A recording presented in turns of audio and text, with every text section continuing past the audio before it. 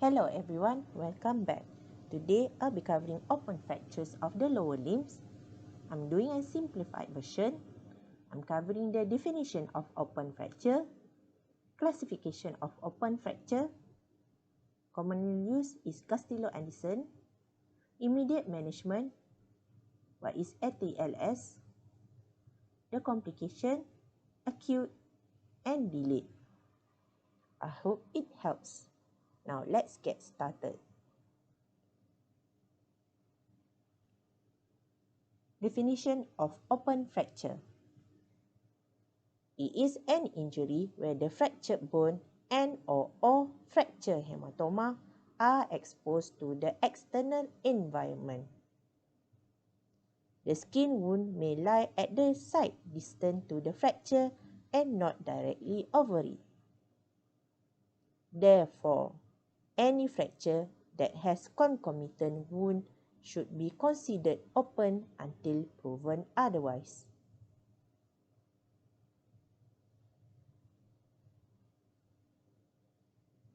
Regarding classification of open fracture, the commonly used is Gustillo and Anderson classification. So, the Gustillo based on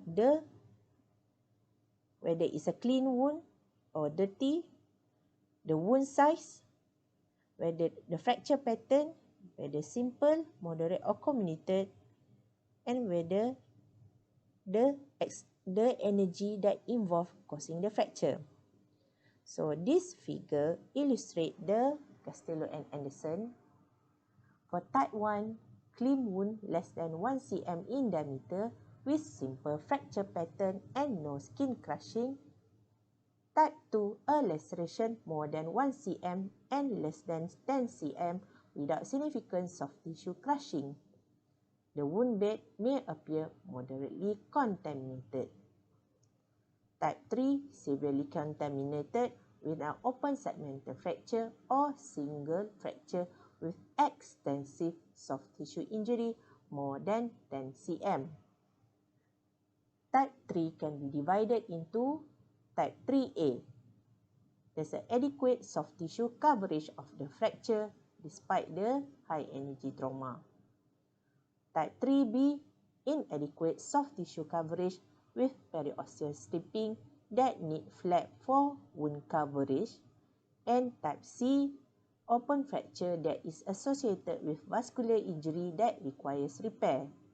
Remember, to differentiate between Type 2A and Type 2B, usually post-wound debridement, in the operation theatre, we will know whether the soft tissue coverage is adequate or not.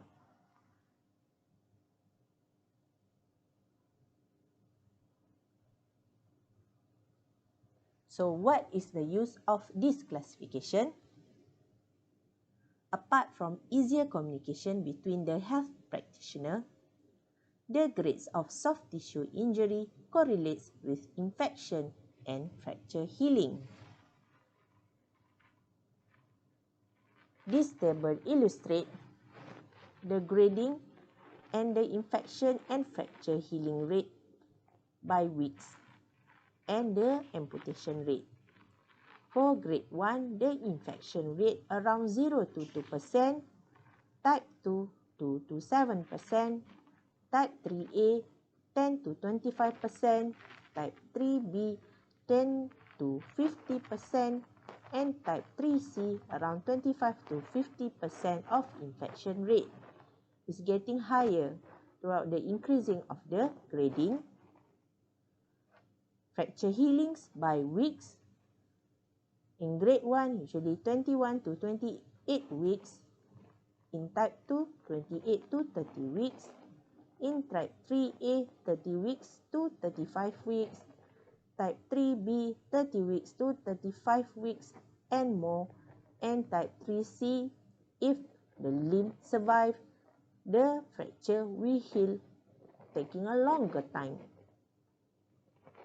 The amputation rate in grade 3C is more than 50%.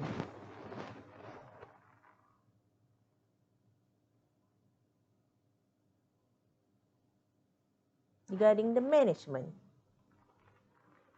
As we remember, open lower limb fractures often associated with high energy trauma, and the initial evaluation and treatment of the patient must occur simultaneously. The following steps must be done. 1. Airway with spinal control, breathing and circulation based on ATLS principles. Number 2, stop the external hemorrhage by direct pressure or as the final resort, application of a tourniquet. Number 3, neurovascular examination of the lower limb. 4, remember to give adequate analgesia to the patient.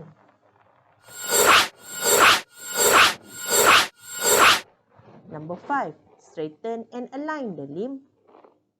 Number 6, repeat the neurovascular examination after each procedure. Number 7, remove gross contaminants from the wound. Number 8, photograph the wound. Number 9, cover the wound with sterile, moist or saline dressing and adhesive film dressing. Number 10, leave the wound undisturbed until patient reach the operating theatre.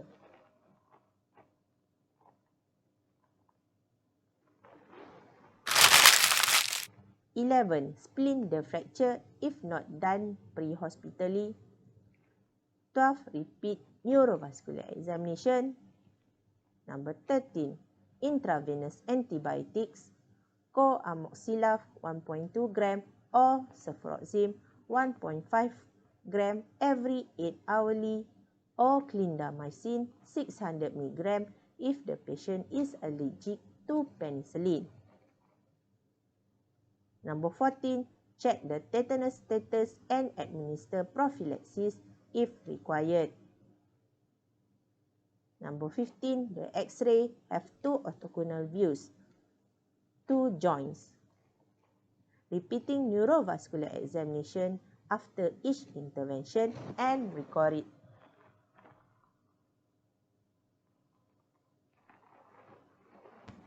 What are the timing of surgery in open fracture? The strongest predictor of deep infection was the grade of the fracture.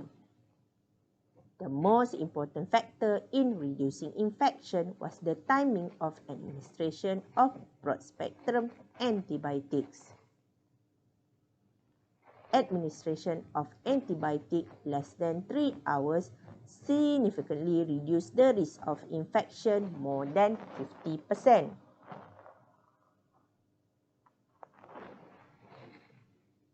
Complication of open fracture can be divided into early complication and late complication.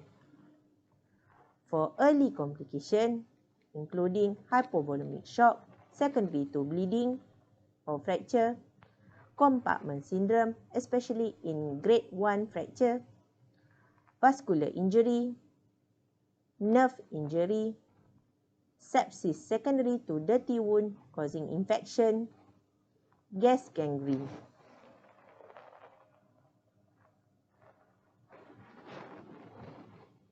For delayed complication, include delayed union, malunion, osteomyelitis, infection, whether superficial or deep surgical site infection. Yay! We have reached to the end of this video. See you in the next one. Take care and bye.